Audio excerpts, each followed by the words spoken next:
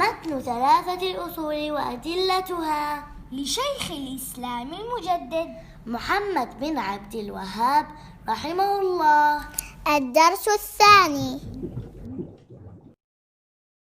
فإذا قيل لك بما عرفت ربك فقل بآياته ومخلوقاته، ومن آياته الليل والنهار والشمس والقمر، ومن مخلوقاته السماوات السبع والأرضون السبع ومن فيهن وما بينهما.